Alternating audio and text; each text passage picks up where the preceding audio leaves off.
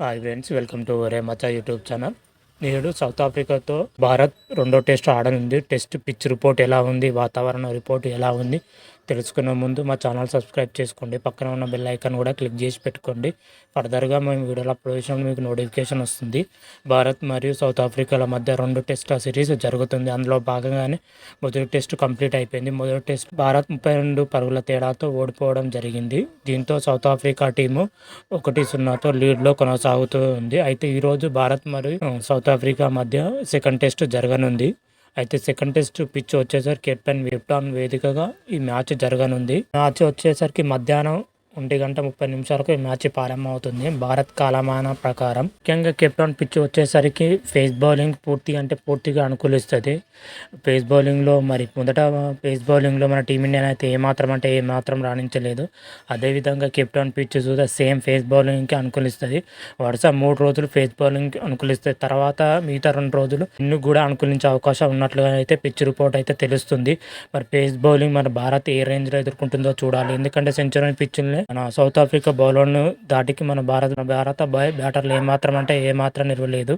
అదేవిధంగా Cape Town pitch Sudha same pitch కావడంతో మన భారత బ్యాటర్లు ఏ మేరకు రాణిస్తారో చూడాలి. ఒకవేళ వాతావరణ విషయానికి అయితే వర్షం పడే అవకాశం చాలా ఎక్కువగానే ఉన్నట్టుంది. ఎంత శాతం అంటే 60 to 70% వర్షం పడే అవకాశం ఉన్నట్లుగా అయితే వాతావరణ రిపోర్ట్ అయితే చెప్పుతుంది.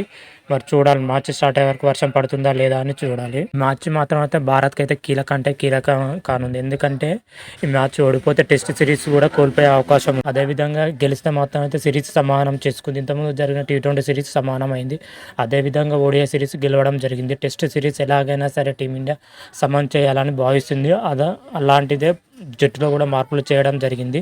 కొత్త ప్లాన్తోనే రోహిత్ శర్మ బరిలో దిగనుంది సెకండ్ టెస్టుకు. మొత్తం మీద అయితే కొత్త ప్లాన్తో కొత్త ప్లేయర్లతోనే బరిలో దిగే అవకాశం ఎక్కువగానే కనిపిస్తుంది. మొదటి మ్యాచ్లో విప్లవం మన ప్రతిద్ కృష్ణ ప్లేస్లో ముఖేష్ కుమార్ అన్న ఆవేష్ ఖాన్ అన్న తీసుకునే అవకాశం ఉంది.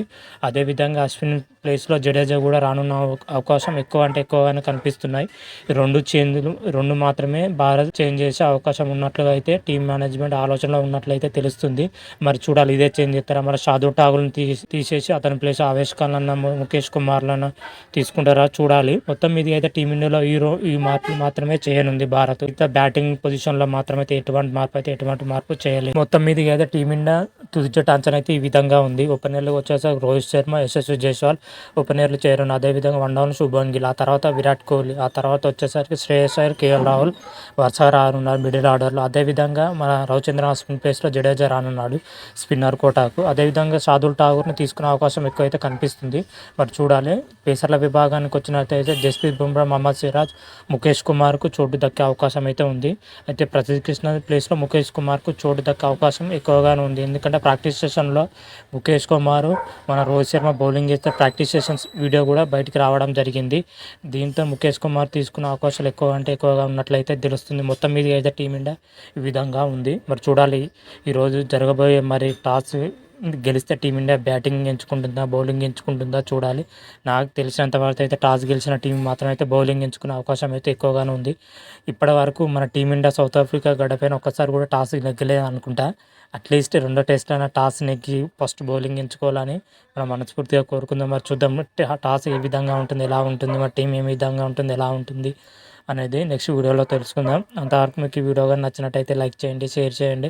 మరిన్ని వీడియోల కోసం మా ఛానల్ సబ్స్క్రైబ్ చేసుకోండి. పక్కన ఉన్న బెల్ ఐకాన్ కూడా క్లిక్ చేసి పెట్టుకోండి. ఫర్దర్గా మేము వీడియోలు అప్లోడ్ చేసినప్పుడు మీకు నోటిఫికేషన్ వస్తుంది. హర హర మహాదేవ్, శంభో శంకర. Thank you.